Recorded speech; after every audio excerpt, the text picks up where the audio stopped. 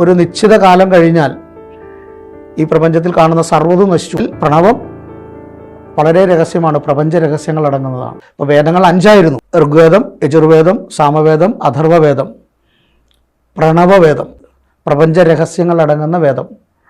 ആ വേദത്തെ സമൂഹത്തിലേക്ക് കൊടുത്തിട്ടില്ല. ഒറ്റ വേദമായിരുന്നു, അത് 5ആക്കി വിഭജിച്ചു. അതിൽ പ്രണവം വളരെ രഹസ്യമാണ്, പ്രപഞ്ച രഹസ്യങ്ങൾ അടങ്ങുന്നതാണ്. ആണവായുധങ്ങൾ അത് സൃഷ്ടിക്കാൻ പോലും മന്ത്രങ്ങളും അതിൻ്റെ വിധികളുമെല്ലാം ഇന്നും രഹസ്യമായി ഇതുപോലുള്ള ഋഷിവര്യന്മാർ സൂക്ഷിക്കുന്നുണ്ട്. മുക്കുവ കുലമാണ് നമ്പൂതിരി കുലം. ഇത് ശൂദ്രമാണ്. കള്ളബ്രാഹ്മണ്യം അഭിനയിക്കുന്നു. ഋഗ്വേദം ബ്രാഹ്മണ ഉൽപ്പത്തി ശ്ലോകം: സത്വജാത മുഖമാസിത് മനു വിശ്വകർമ്മൻ, വാമദേവ മുഖമാസിത് മയൻ വിശ്വകർമ്മണെ, അഘോര മുഖമാസിത് തോഷ്ട വിശ്വകർമ്മൻ, തൽപുരുഷ മുഖമാസിത് ശില്പി വിശ്വബ്രഹ്മണെ, ഈശാന മുഖമാസിത് വിശ്വജ്ഞൻ വിശ്വകർമ്മണെ.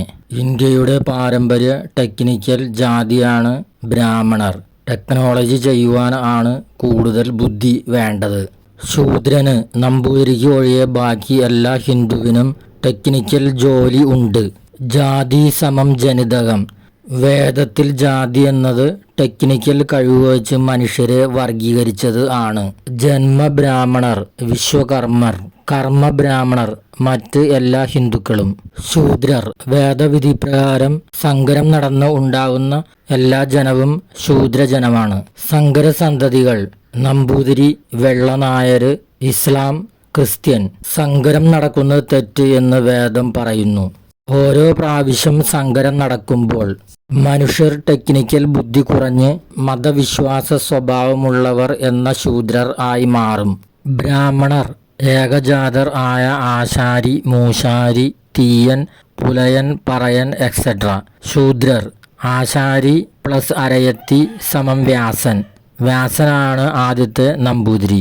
ആശാരിക്ക് അരയത്തിയിൽ വ്യഭിചരിച്ചു ഉണ്ടായത് വ്യാസൻ.